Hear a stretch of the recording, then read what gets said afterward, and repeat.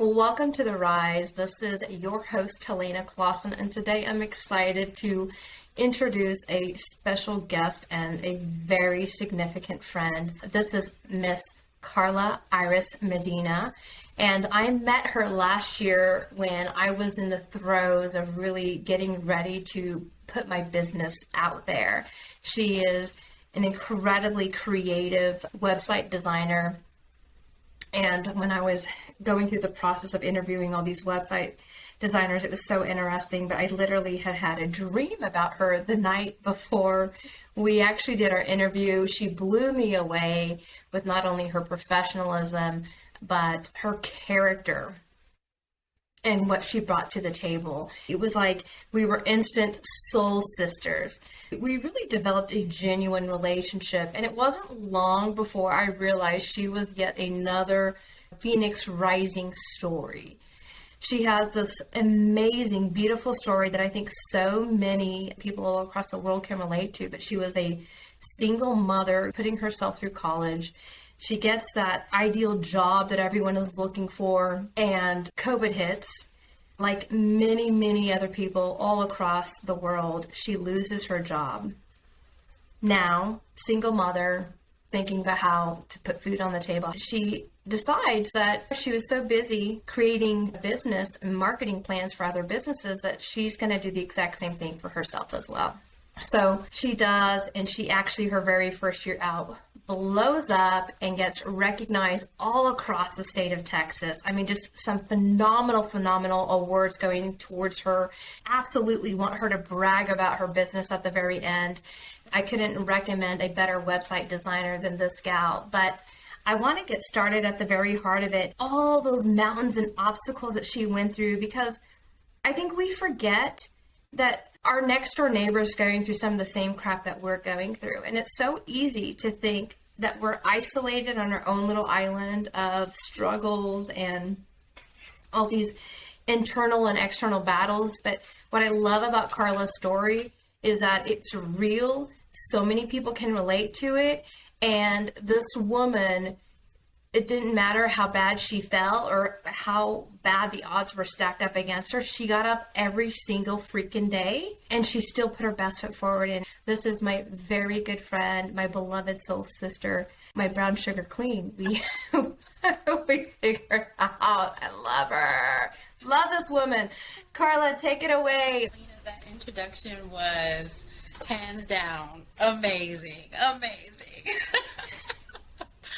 Yeah, so just to kind of take everybody back a little bit on my journey, I'm just going to go back probably about 6-7 years ago. So about 7 years ago, I was married to my then ex-husband. I was married for almost about 10 years at this point. I got married at a very young age at 19. And you know, I kind of grew up in a very traditional, very conservative, very religious household. So a lot of what I understood about being married was like almost like putting yourself, putting your desires, putting who you are to the back burner and support this person that you're now with, right? To be a server under this person. And fortunately, I did. I supported and catered to my ex-husband's career and education, all of that.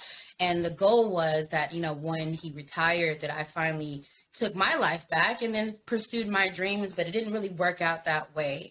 I went through a very ugly, very nasty divorce. And it took me almost a year to actually finalize everything with him. And during that time frame, there was a lot of struggle, a lot of ripping away of traditionalism, conservatism, and even religious practices that kind of held me back and held me down. It captured my truth and it held it hostage, and it was shedding a lot of those belief systems so that I can finally walk into my future, into my destiny. So fast forwarding from the divorce, I'm now kind of going through my process of trying to find me, go back to school. I have 2 kiddos from this marriage, and I still got to take care of them. I still got to be their mom, and I got to figure out life quick, fast, and in a hurry. So at the time, I was working for Concentra, but I was working specifically for Concentra Physical Therapy, which was like a subgroup of them. A lot of the physical therapists that were there at the time, they were very encouraging. They would talk to me about different educational opportunities, and one of the PTAs talked to me about South University. And so I looked them up. I was interested in their program, and I went for it. But, it sounds simple and sweet and easy, but that's not really how that went. So I went for it. I started school, but I still had to put food on the table and make sure that rent was paid and all of those different types of things. So I'm working for a job. It's not really paying me as well as I thought it was going to pay me. I'm going to school. I know at this point, like, I can't really make ends meet where I'm at right now. So then I started looking up other working opportunities so that way I can make more money so I can support my babies, And unfortunately, when I went through my divorce, my ex-husband battled me on child support and all of those different types of things. And for the first year of us going through a divorce, he wasn't really even proactive or even active in my kids' lives. So it was kind of dealing with the burden of that hurt that my kids were experiencing. I lost that support that I was getting as a wife, and he was also military. So those military benefits that we received through TRICARE and BAH and BAF and all of those different things, kind of having reality, or what my reality was at that point, ripped, and then trying to just live and survive and grow. I wanted to interject there. That's something that I think that we all take for granted. The time lapse of really kind of recovering after a divorce. Yeah. When people think divorce, we always think to the emotional, psychological component of that and the recovery of that. I think I'm 3 years post-divorce now. Mm-hmm. And I'm just now finally at a point where I see the light in the tunnel, and I'm like, okay, yeah, I got this, where you can kind of get back. But there is genuinely a transition that we take for granted. And the insurance component, I remember that with the boys' dad, he was military too. And I remember removing TRICARE for our family that was a big deal for me. I felt that. Mm-hmm. And so, no, I'm glad you mentioned that, because it's not just like, okay, great, the divorce is done, now we can move on. There is a financial burden that you just don't really connect to, that in so many cases, aside from child support, it's not even related to child support. It's like, holy crap, it's just me. It's, what are we going to do about the insurance? I mean, there's a lot of components to that financial aspect that we kind of take for granted, that when someone's going through a divorce, there's a bigger burden there than what we kind of stop to appreciate someone's going through. Yeah, for sure. And in our realities, it was more like we're kind of building our life from scratch a little bit, because we got so accustomed to a way of life. In my personal story, I was a military brat. My dad was active duty for 26 years. I got married then at 19 to another service member. So really, military, the way that goes, that lifestyle, that's all I really knew. So, and then, pair that up with traditionalism, conservatism, and religion. And it was just like, who am I?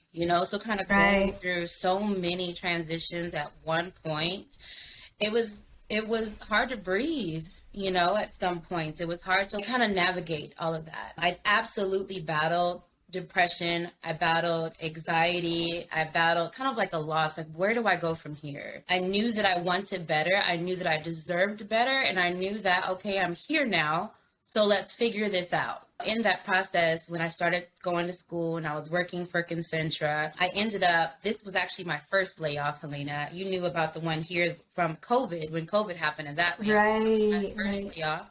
So that specific clinic was highly dependent on TRICARE insurance. So when there was a lot of changes that happened with TRICARE, Concentra didn't renew their TRICARE contracts. There was a few people that were laid off, a couple of people that were transitioned to other locations. And so we thought that, okay, well, maybe now we're stable. We have less staff and all of that. We're good to go. And I remember that day I got laid off there, because my big boss at the time, he came all the way down from San Antonio, Texas to Harker Heights, where the clinic was located at. And he was there for several hours, talked to me about my kids. He knew I was going through a divorce. I was telling them that I just put my oldest son, Jaden, into football and all of these different things. And we're laughing and joking, ha-ha-haing, and it's a good day. Oh, wow. And it was also during the time frame where I was up for a promotion, too. So I was thinking that he was there to give me my raise, my promotion. And in reality, he was there to actually lay me off. So that was layoff number one. Girl, it was all the things, all the things. So that's when I started working at Integrity, got into their marketing department there.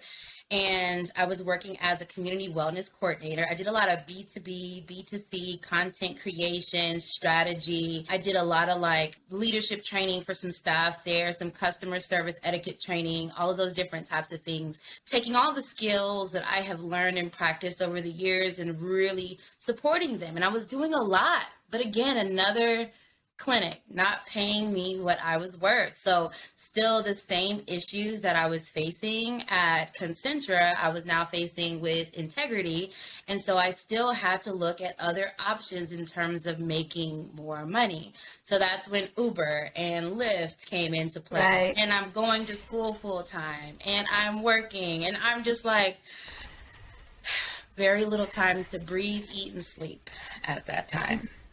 You know, I was going to say, I had this amazing discussion with a prominent CEO here in Wichita a few weeks back, and he said something I thought was pretty profound. People have probably heard this all over the place, and I've probably heard this, but it was just one of those things where at that moment I heard it. Yeah. You know, we were talking about my business model and just a bunch of the different collaborations I've got going on, and he made the comment, he said, Helena, people don't pay you what you're worth. They pay you what you negotiate. And I was like, oh, it's ouch. True. Yes, right. So I was like, snap, but okay. So far, I'm going to say for 2022 on a business side, that was very, very profound. That's deep. It is. That's deep. Real. It's real life. I didn't realize that truth until I started my business. And then it became like, you know, I am worth my prices. I have a lot of experience in this. And so I didn't start implementing that ideology until like I started my business. So I'm really glad you learned that from him because, you know, a lot of us don't learn that until way later. And honestly, when I was working for Integrity, I didn't negotiate my pay. I needed a job. You know, I was, you know, kind of fresh and going through my divorce. I needed to work. It was desperate times calls for desperate measures. And I just needed to get in with the facility where I can still continue doing the things that I was passionate about. And that was marketing. But, you know, still, I wasn't at that time being paid, of course, what I was worth. And now I know better. I know what I'm worth. And so I do better. When you know better, you do better, right? Yeah. Well, and it's a skill. It's something even my 15-year-old, that's something that I've already been coaching him on when, you know, last year I taught him how to start a business. And so he did that. Did amazing, you know, teaching him all that. But even with his very first employment, that was something that I taught him to negotiate. And that is legitly a life skill. It is. But it's one of those things where it's easy to kind of look. I conceptually, it makes sense. I've always known that because I've been an entrepreneur for most of my adult life. But when you sit in and really own that, like own it, that really takes on a whole nother caliber because it's easy to maybe in some facets recognize your worth. But then with what was happening to me, for example, we started talking about collaborating with other people. It's easy to put yourself in the back seat. Mm-hmm. So anyways, I just think it's profound. I love it though. That's growth for you. And I love that you're teaching your son that because I do that too, especially since starting my business. Any little things that I learn, I teach him. So even when it comes to investing, when it comes to the different things that I've learned regarding my entrepreneurial journey, like I teach them because I think that, well, one, I know it's valuable. I didn't get these lessons when I was in school. And I definitely didn't get these lessons when I was growing up and in my own home. So, you know, again, it's more so aligned with when we know better, we really do got to start implementing those lessons that we've experienced and that we've learned. Right. Start sharing the good news, right? So what was the time lapse when COVID hits and you get laid off again? What was your recovery time like? I mean, there's the sheer panic that would set in as a single parent. I mean, even if you've got two incomes, right? That's still terrifying. But when you know it's just you, like what was your recovery time? Did you have a moment of a couple weeks of just utter depression, or were you just like got to get up and go?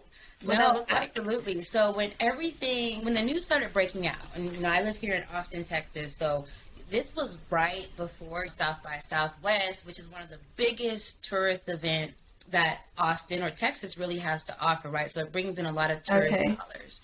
And the company that I was working with was, at that time, was a kind of like a staffing, security, event support, and I did marketing for them. So our major payers were folks that were vendors pouring in from different states to support South by Southwest. So when everything happened for us, it was like on a Friday, we got the alert from our CEO that, hey, we're good to go. Our job is secure. We'll be fine, because we still had South by Southwest, right?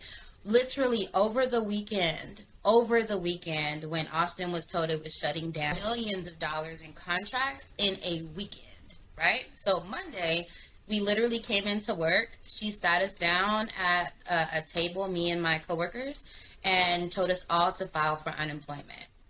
So it was a partial unemployment for us. She could only guarantee that we would work like about 5 to 10 hours per week. And for me, I'm like, it was kind of like a daunting message, like 5 to 10 hours per week. What is that going to do for me and my children and all of these things? And I'm like, I panicked. We were sent home right after this news is delivered to us. Like, we pack up our things and we go. And then at that time, too, we got the alert from Round Rock ISD that the kids were being sent home as well. So I get my kids, I'm at home, and I think it was almost like, if you ever experience trauma, it's like the world is going around you, but you stop. And it's like all you can do in that moment is just kind of breathe through it, because it was, what in the world do I do? What in the world do I do? So my best friend, her name is Toni Ringgold. She's a serial entrepreneur, like yourself. And singer. At the time, she was focused on her T. Ringgold Music Academy, and she had a brick and mortar where she had students coming in for after-school programs, for vocal lessons, piano lessons, and all of that. So even for her to have to go home and switch from on-site to now completely on virtual and Zoom, that was kind of hard for her. But I'm very experienced in Zoom calls and marketing and things like that. So what I was doing is like, okay, well, this is what you can probably do. If parents are willing, maybe you can still do virtual lessons and all of that. And as I'm pouring into her, she begins to pour into me, because I'm also sharing, girl, I have no idea what I'm going to do with my life. Like, what are we going to do? Like, I know there's a lot of uncertainty, but I can't just not have the income coming in, and there's still bills that are due. My kids still have to eat. And then at the time, too, unemployment. There's millions of people now filing for unemployment. So the wait list to even get on unemployment was long and vast, and the lines, the call lines, they were on hold for hours. So between March and I think the middle of March is when we got the news. It took me a few, I would almost say several weeks to kind of get over the rut. And then I got to a point in conversation with my best friend and discovering, wait, I've got skills. Everybody now literally online. What do we see most of? Everybody flooded to social media. Everybody, right? They were flooding to social media. Everybody was posting different things that were happening in the world and all the different stuff. But you started also to see a rise in these e-commerce business, because guess what? People were at home. So what were they doing? They were shopping. They were bored. They wanted to fill their time up with something. And I was like, wait a minute. People were hustling. People were hustling. Boom. So I saw that. I had conversations with Toni. I was like, I'm skilled in marketing. This is just taking marketing into the digital realm and then understanding that there's a lot of things that come into play with that. You still have to have a personality while you're online. Right. You have to understand your brand while you're online. People have to have a website. I was like, I found what I gotta do. And so between talking So with cool. and another friend of mine, getting some ideas on what I need to do, I went for it. I started the process of filing for my LLC. I got my EIN. I brainstormed on names for my business because I wanted to be personal for me. If this was Right. something I was going to do, you know, and it all kind of happened. It's all like a blur, but it all happened real fast. But I created kind of a makeshift website for right now so that way I can at least have something up and Right. out. And then I started doing social media marketing and tagging, hey, who needs a website for their e-commerce, and all these different Facebook groups so that way I can get folks to participate. And not only did I do that, I then started hitting up different magazines and things like that, and actually doing some social network marketing about, you know, me being a designer and a marketer and being able to support small businesses and all You of just these. threw yourself out there. I just put myself out there because if you Right. don't do that, then you don't know what the outcome is going to be, right? So that's what I did, and so many great things happened as a result of all of that. How much time went on from the point you're at home? How much time went on before you had that big aha moment? Aha. You're like, I know what I'm going to do. I'm Yeah, going to so do this. I think from the middle of March, probably until end of April. End of That's April is probably That's when pretty I good. had the big aha moment of what I needed to do. And then by the end of May, it was when I got my LLC, EIN, and all of that stuff for my business together, and the website and all of that stuff. Yeah, I was sitting there thinking about when I met you. It was in April sometime, I think. It was, because it was That's last cool. year. Wasn't it last Yeah, year? it was cool. 2021? Yeah. It Mhm. sure was. It sure was. That is so cool. And I will tell you, I still to this day, I had a prominent figure actually contact me the other day, wanted to know who designed my logo, you know? And I love it. I was like, my girl Carla did. And I think I told you this last year too. I had a neighbor that acted starstruck with me, which I thought was rather fascinating, but he couldn't believe after viewing my website that this girl was his neighbor. I thought, it's me. It's me. Hi, neighbor. No, that is so cool. So, what do you think has been your biggest asset for being able to get up and go? What's your secret mojo to get up when you feel like life's knocked you down so hard? As kids come into the picture, I know things change for us as life goes on. Yeah. But do you have a go-to, or what are your go-tos that when you don't want to get out of bed, when you're thinking, I'm tired of fighting, what's your go-to? Yeah, you know, as cliche as it may sound, honestly, my kids are huge contributors to why I get up. Because without what I bring in financially, they're going to struggle with me, you know? And so Right.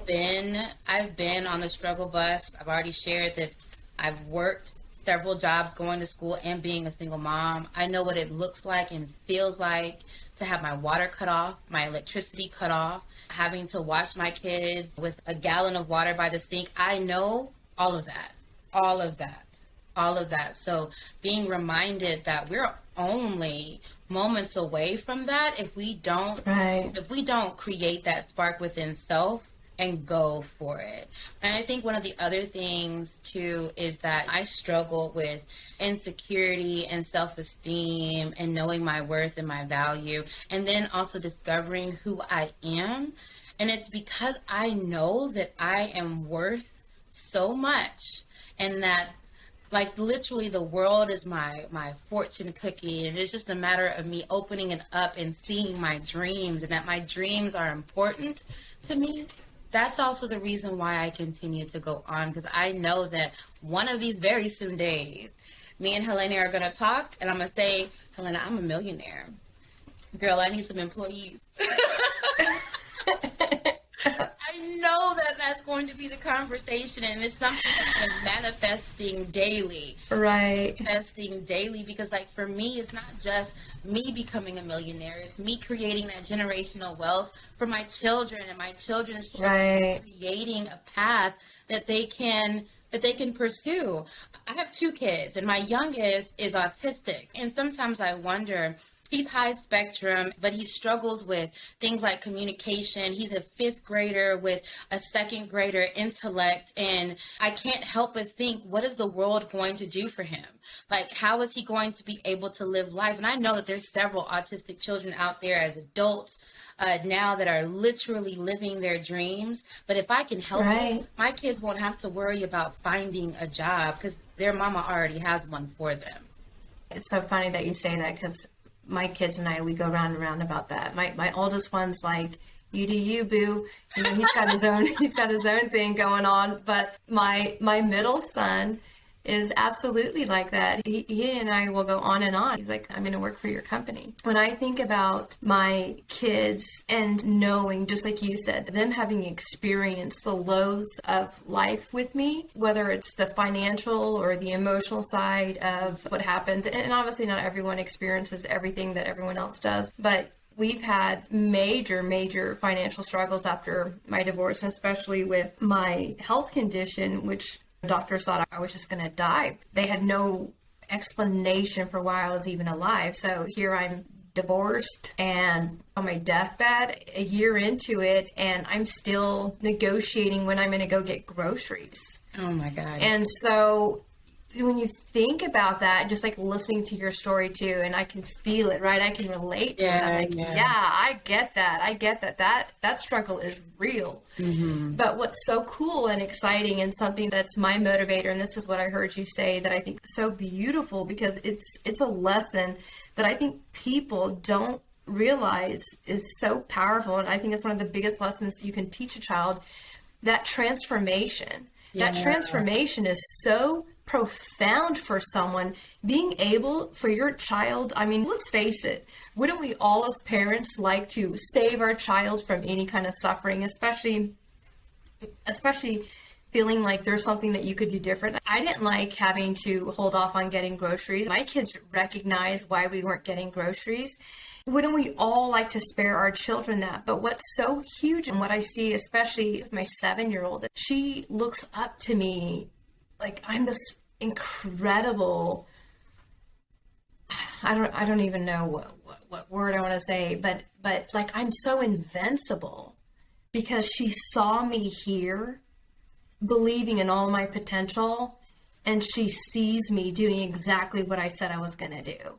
She sees us breaking through the financial shit we've gone through. She sees me breaking through the freaking emotional bullshit I've had to go through, and she looks at me and is just like, dang, I want to be just like you when I grow up. And that, to me, like what you're talking about, teaching your kids and your kids being able to see what you've done and what you've built, I think that is one of the most beautiful, most profound, I'm going to keep saying that word, it's my word, I guess, for the hour, but that is a profound gift to give to a child. Because they're going to grow up and life is going to knock them on their asses, and they're going to remember, my mom, Carla, she had it even worse, and her ass got right back up. She pulled herself up by her bootstraps, right? Like, they're going to remember that. And that's going to be their teacher. Yeah. That's beautiful. By the bootstraps, Helena. Girl, you're in Texas. Yeah, I'm in Texas. I was about to say, Helena, you're not in Texas.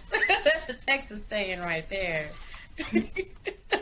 I did live in Texas as a young child. So did you live in qualify. Texas? I did for a hot minute. My little brother and sister were born in Texas, actually. You know, Texas, I got some roots there. I love it. Texas, you know, we rub off on people. We're good people. I like Texas. It's a pretty cool place. Yes, I love it. I love it. I wanted to ask you, and I don't know if you are comfortable sharing this, but I remember something that was so cool when you and I started working together. Do you feel comfortable going into when you were building my website and you were watching my my video for the first time. Oh my gosh. Yes. And you didn't tell me right away. You actually didn't tell me for like months later. I think it was a little bit afterwards. Do you want to go into that at all? I do. Oh my God. First of all, for all of Helena's viewers and listeners out there, like if you have not really tapped into her, she is a magical unicorn on this planet, and you gotta legit ride her rainbow, because it's like, it is amazing. I had no clue. Like, I already knew you were a superhuman, right? But I had no clue of your gift. And when I watched your video, like, I was just in shock and awe. And it was because at that time I was in a very toxic relationship. I'll be transparent. My ex, the boyfriend that I had, he was actually the first person I ever dated in life, right? Out here in Austin, Texas. So when COVID happened, we still remained social media friends and all of that kind of stuff. And there was a lot of kindness that was exchanged between he and I. But I shortly learned that all of that was a facade. All of it wasn't real. It was just a means to an end. You know, once you get something, then, and you get comfortable, then you kind of shed Right. that That veil. that veil, and you then show who you really are. Well, at this time, I didn't know. We were still growing our relationship. So at this time, I was really dealing with a lot of toxicity from this individual. And it was a very difficult situation because I did allow him to move in shortly after he moved in, especially with my business taking off and I was making money. He like quit his job. Randomly, his car broke down a random area. Convenient. Then driving my car, Helena. And then he started becoming like mentally and verbally abusive. Less verbal as opposed to mental. He was extraordinarily mentally abusive. And then I noticed he started doing a few things like grabbing my wrist and shaking it off and things like that. And I was sharing this with my best friend, and she was like, Carla, get him out, get him out, get him out. He is only moments away from putting his hands on you completely. And when I saw your video, I was like, man, Helena knows my story and she doesn't even know my story.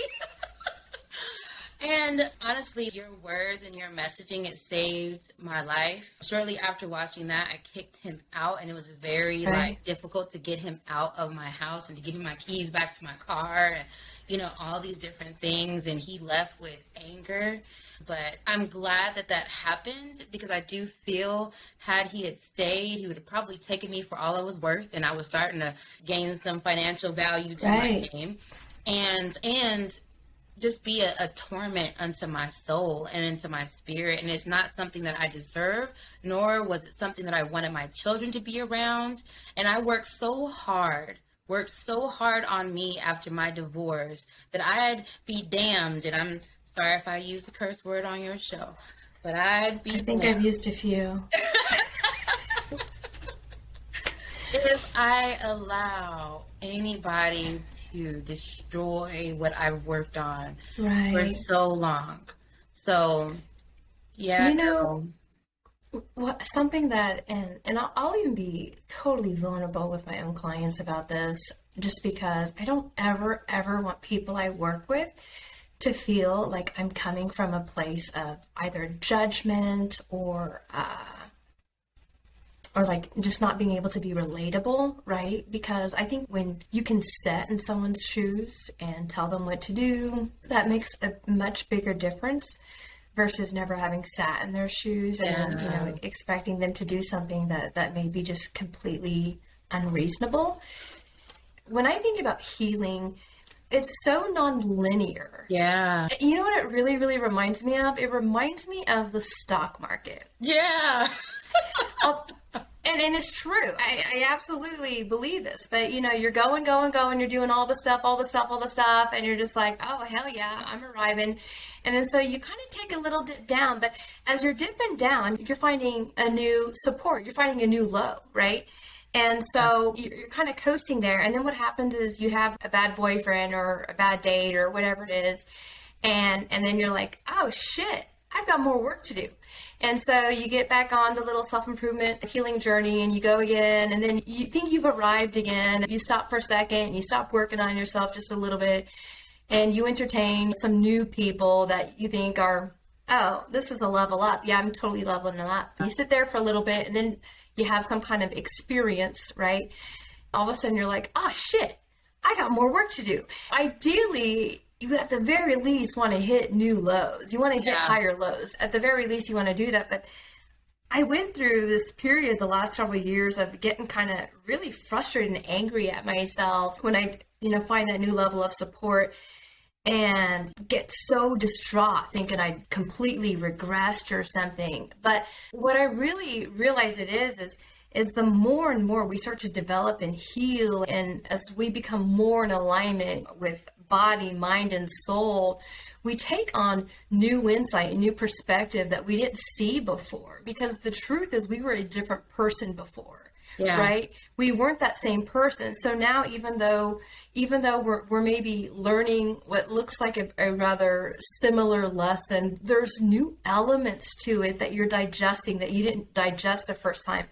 And it's no different than reading a book, where you've read a book, you thought it was really kick-ass, and then you read it a second time, and you're like, how did I not see that? Like, how did I overlook this paragraph? This paragraph is huge. And so then you're thinking, oh, this is great. Can't possibly pick anything up on a third time around.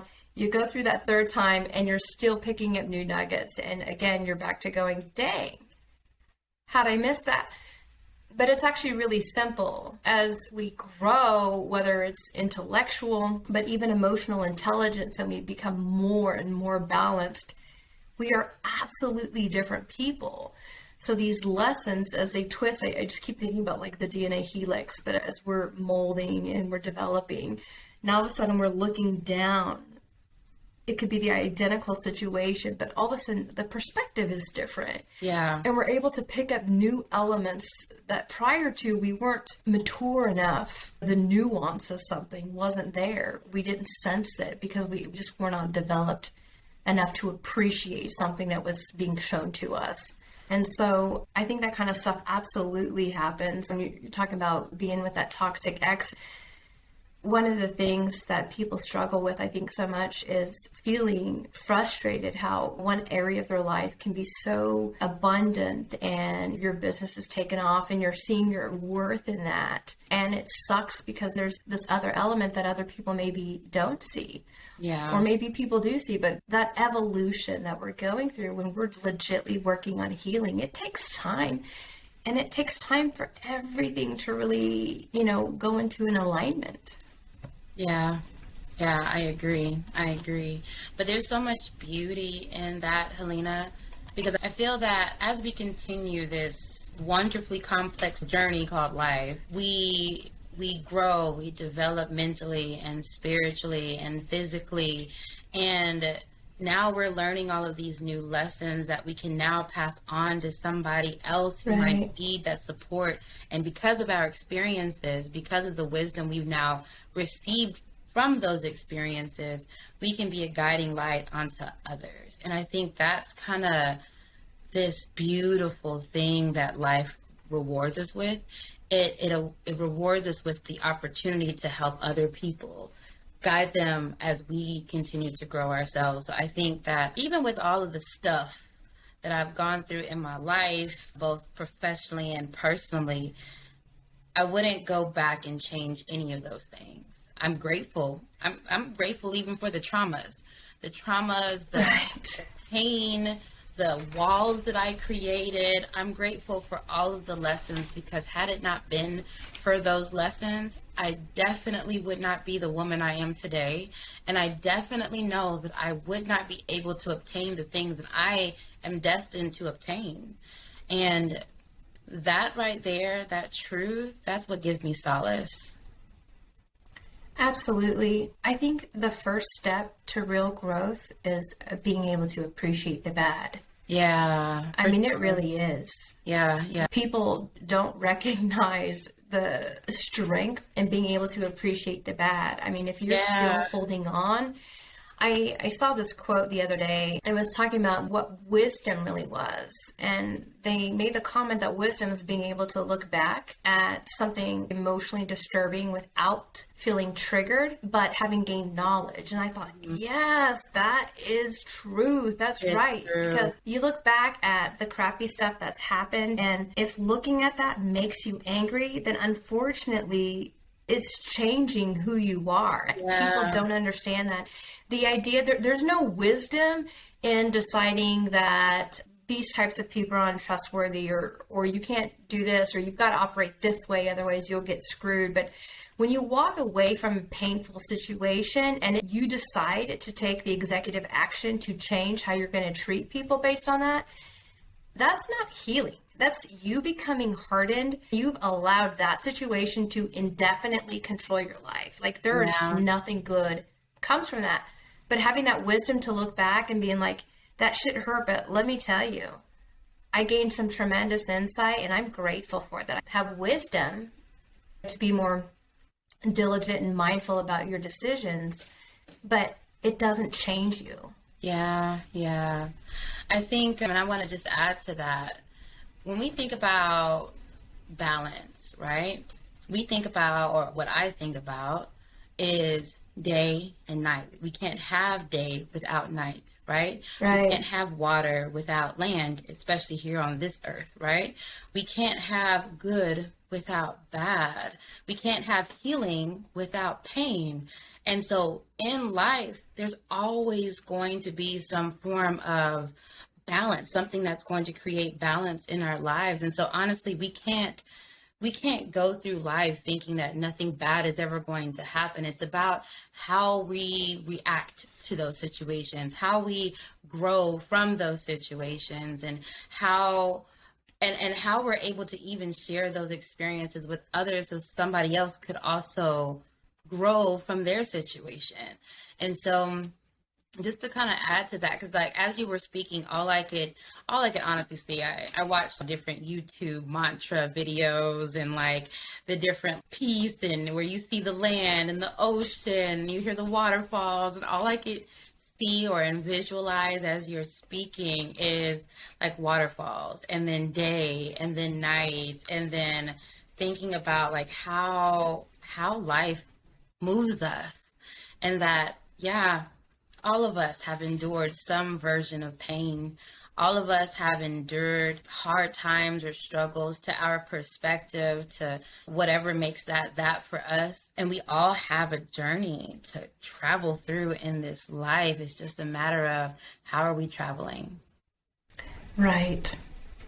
Well, and that journey that you talk about, where we're at today, how can you not appreciate your past?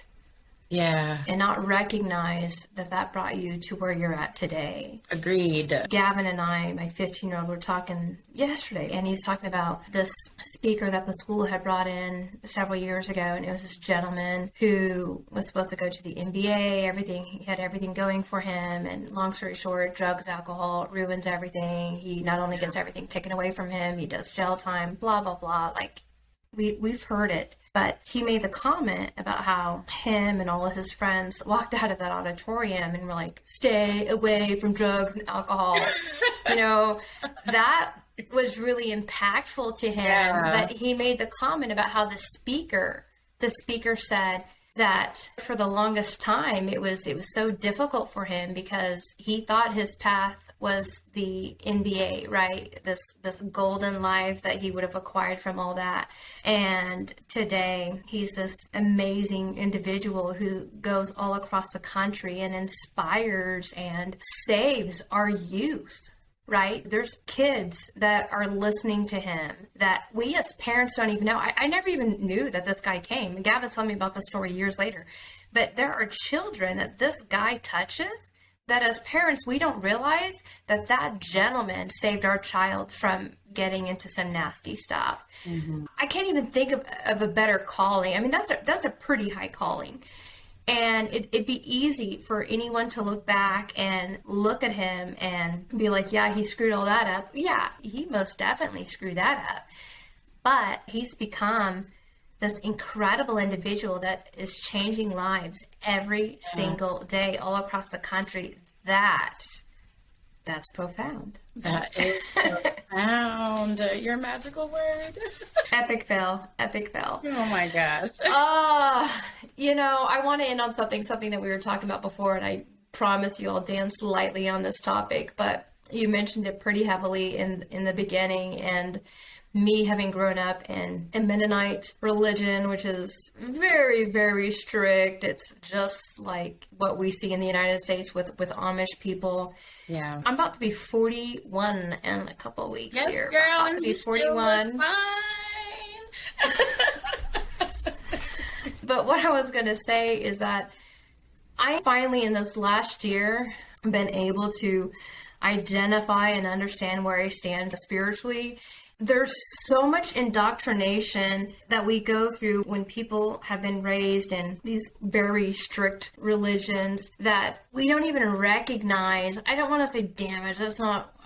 It is so ingrained in who we are that when you start to question what frankly is a part of your makeup, right? When you start to question that, I don't think people take into account how tumultuous that is for an individual. There's so much self-hatred that happens when you're trying to figure out your belief system and what you're about and what you stand for. It's so disruptive. I was just telling Carla before the show, if I had to sum up who my ideal client is, it's someone that's not living in alignment. Super big kudos to Carla, because being able to navigate those waters where someone set the tone for you and then you go through life and you're starting to be like, I don't know that this resonates with me. Like, I don't know that I'm feeling this. Like, that is so tough. And it's no short of, frankly, going to hell and back, because there's this constant ping pong. And tell me if I'm wrong in this, Carla, but I know for me, like, and my best friend would attest to this, I've gone back spiritually, back and forth so freaking much, because it's like, I think I'm comfortable. I think I own this. I think I can try it on. I think this fits well. And then something happens, and then I get back to, oh no, I'm a bad person. It is tough. And when we're going through this, it's like, it sucks. It sucks. It sucks feeling like this internal pool inside, trying to figure out what you really identify with, what really is authentic to you, and it's painful. So thank you for sharing that. Yeah, and I don't disagree with any of that. Like, I shared very briefly before, we got on recording, and I'll just share just a very small little tidbit into my life. There was kind of like a stripping away of what I thought was normal, or what I thought was, this is the way I'm supposed to practice and live my life, and all of these different types of things. But there were so many questions, so many like areas in my life that I felt like I wasn't being, and I knew, not even just felt, I knew I wasn't being straightforward with.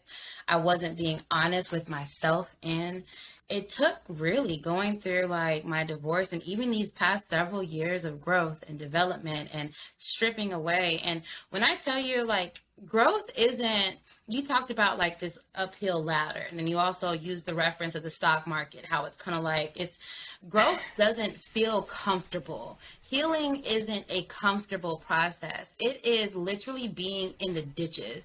It is literally being like alone with self and your snot and crocodile tears and all of the different things, stripping away all of the stuff that you had held onto so tightly thinking was truth, but it wasn't true for you. And for me, that's exactly how it felt. And even like, just to be transparent, yesterday I talked to you just briefly about that. Yesterday I was in the trenches. I honestly wasn't even going to be here on this Zoom call today with you, because I was in the trenches. I was feeling the depression. I was feeling the anxiety, because as you know, I'm getting married, and the person that I'm getting married to is a whole girl out here in these streets. And I've accepted and acknowledged my truth. And unfortunately, you guys, she doesn't live in the streets. I just want to clarify that real quick. She's quite an accomplished career woman, actually. I love it. I love it. I love it. I love it. But yes, I have stripped away all of these indoctrinated lessons, these things that were like kind of ingrained into my skin and into my psyche and into my spirit. I stripped away all of that stuff so I can find my truth and live in that and pursue greater things, because I know that I am worth more. And what I've figured out in life, what I've figured out is that we all have greatness inside of us. Some of us just haven't tapped into it yet. And we haven't tapped into it yet because we haven't even realized our own truth yet.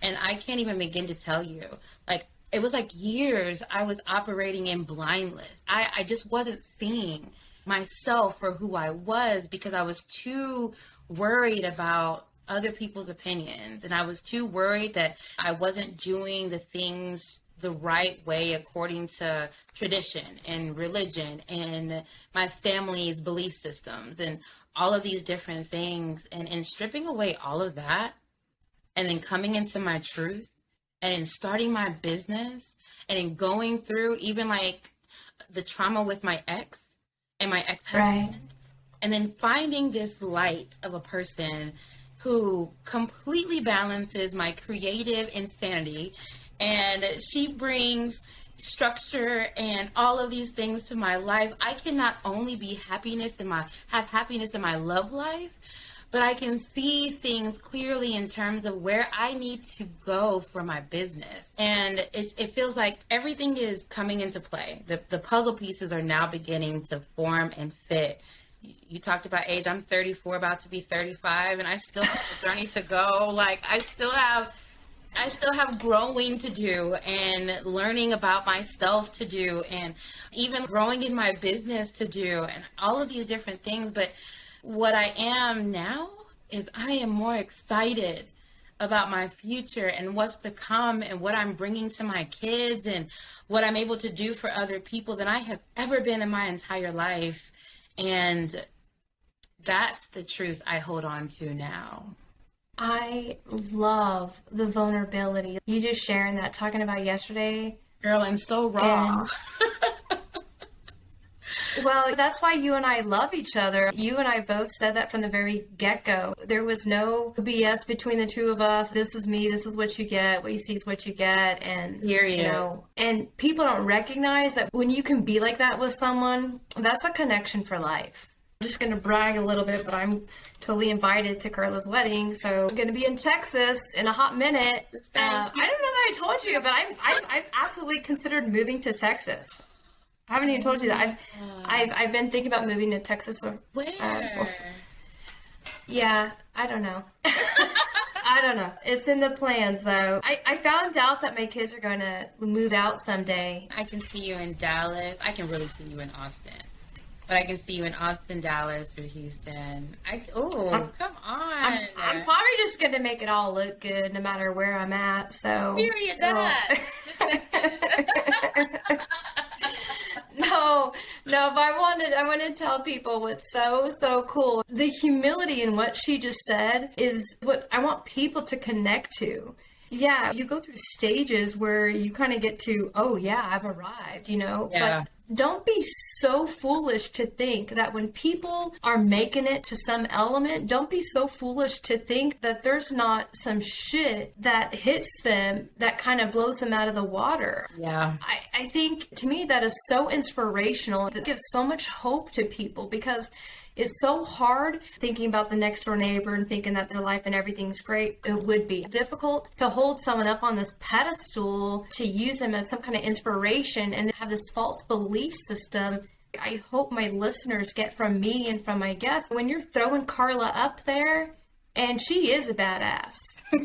I mean, she's a total badass, right? But the deal is, I hope she's inspired you guys today. I hope for those of you that, whether it's being motivated to go out and make your hustle your new 6-figure lifestyle like Carla's been able to do, that the truth is is that I hope you also know that yesterday she had a really bad day and she's still going through it like all the rest of us.